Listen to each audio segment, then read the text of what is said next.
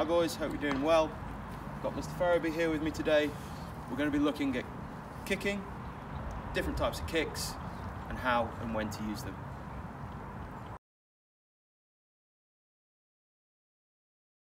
So first off, we're going to be looking at the punt kick. Okay, Mr. Ferriby is going to demo for me, so we're going to talk through how we set up to kick a punt. Okay, so first off, we want to hold that ball for a right-footed kicker. Right-footed, Mr. Ferriby? Correct. As if we were going to pass off our right hand. Okay, so we want a power hand at the bottom, okay, a guiding hand at the top. We then want to angle the ball so the tail of it is facing towards the ground. Okay, now we're kicking off our right foot, so we need to make sure our left leg is firmly planted in the ground. Okay, that's our stance leg. Okay, that's the leg that you're going to put force through the ground with, okay, to then kick through. Hold the ball out in front of you, and you want to be hitting the tail of that ball, so this bottom end, okay, with the toe of your foot. Okay, hold the ball out, drop, swing through, kicking the ball.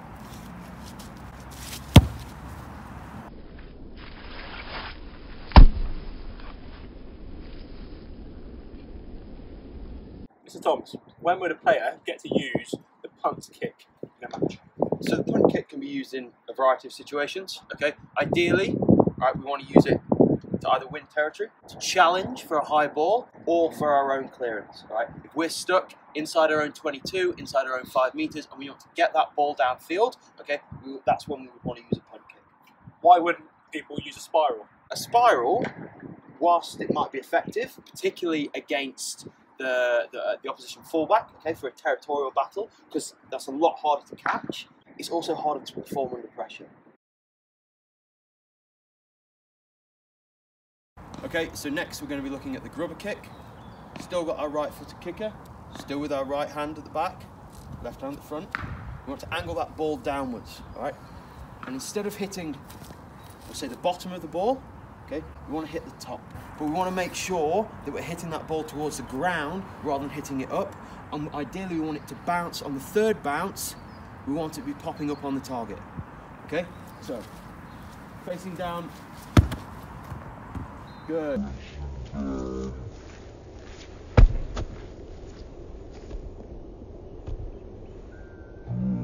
Perfect. Mr. Thomas, when would a player use the grubber kick? You can use the grubber for territory. We might grubber it through into a corner, okay? All of a sudden they've got a line out inside their own half. Also in a try scoring situation. It's quite common in the Premiership at the moment, especially, where you'll see a team will put a grubber through, and then you'll have a winger running onto it in behind that defensive line who's onside, put it down in the try area. Someone like George Ford, Owen Farrell, they're kind of experts at it, aren't they? I would say Joe Simmons is a bit better at it than those two. Last one, we're looking at drop kick. Kickoffs, drop goals. A little bit different, okay? In order for it to be classed as a drop kick, the ball has got to bounce before you kick it. So think you've got to hit it on the bounce. This one, you want to have the ball angling slightly downwards. Stance leg, okay? Firmly planted in the ground. And we want that ball to bounce, okay? So we want it to bounce off the ground, and as it's on its way up, that's where we want to make a strike through. And we want to be hitting it probably with our laces underneath the ball, so we're getting height on it. Think on a kickoff, we want to get that ball nice and high so we can send players to go get under it and try and get the ball back. Okay, Mr. Ferriby is going to demo, imagining this is the halfway line, trying to hit it into this left-hand box over here.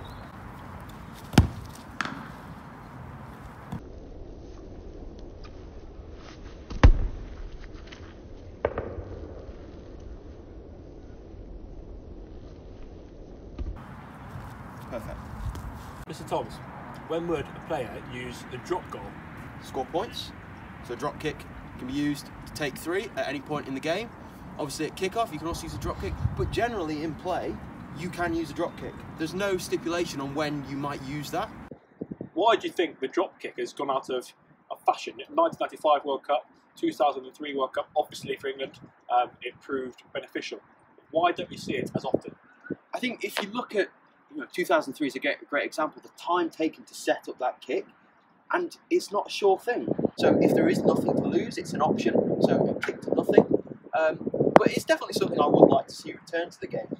because it does provide a bit of an excitement and it keeps that scoreboard ticking over. Now something for you guys to try at home. We've set up 3 boxes here. Okay. We're going to do a different kick, the ones we've just covered, to each box. This one on the far right, that's going to be our punt kick. The one in the middle is going to be our grubber, and the one on the left is going to be our drop kick. Okay. You don't need a lot of space to do this. You could just use the end of your garden, all right, and just practice, even if it's over a short space, getting the ball into that box. Or if you've got space like we have, maybe at a local park, okay, take one of your parents, kick the ball, send somebody else to go get it, okay? Myself and Mr. Ferry are going to have a bit of a challenge and see who can get it in the box the most times. Bring it on.